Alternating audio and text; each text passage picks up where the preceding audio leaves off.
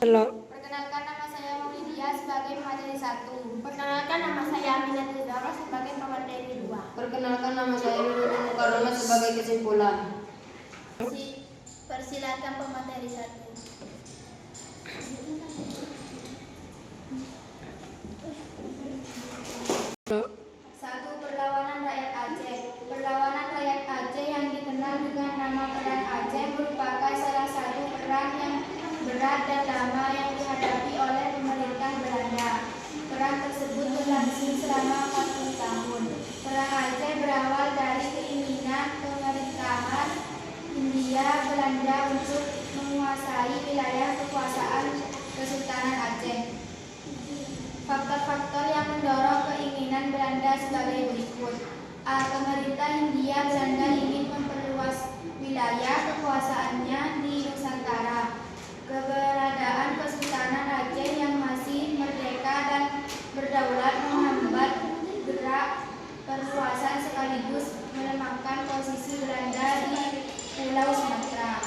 B. Sejak pintu pembukaan terusan Suez, jalur perlayaran internasional di Selat Malaka semakin ramai. Posisi strategis Kesultanan Aceh yang menjadi pintu masuk ke selatan Malaka dapat menjadi titik lemah kekuasaan Belanda di Nusa Tenggara berhasil dikuasai oleh bangsa lain.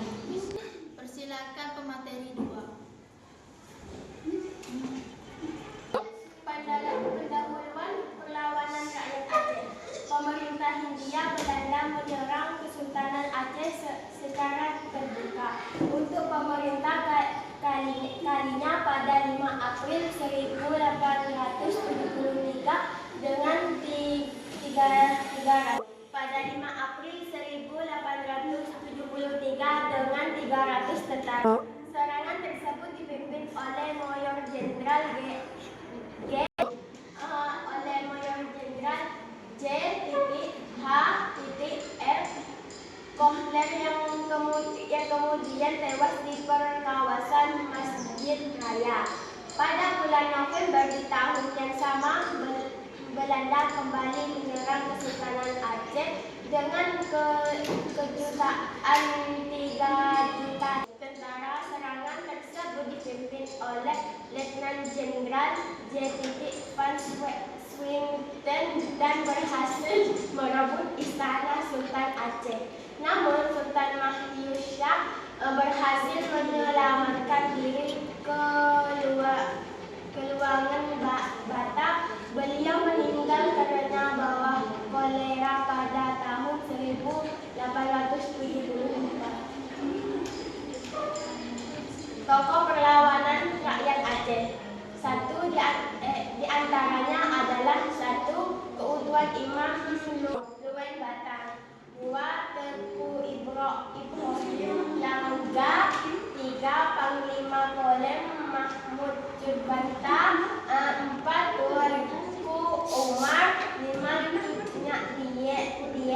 6. Cutnya Muatiyah. 7. Tengku Panika. Persilakan kesimpulan. Kesimpulan, Perang Aceh menimbulkan kerugian besar bagi pemerintah Hindia Belanda, baik korban jiwa maupun biaya. Penyelesaian perang yang efektif menyarankan untuk melakukan serangan frontal dengan kekerasan.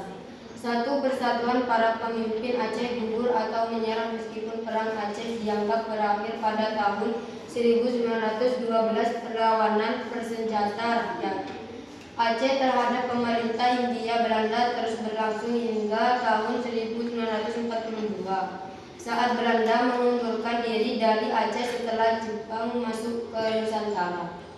Cukup sekian presentasi dari kelompok kami.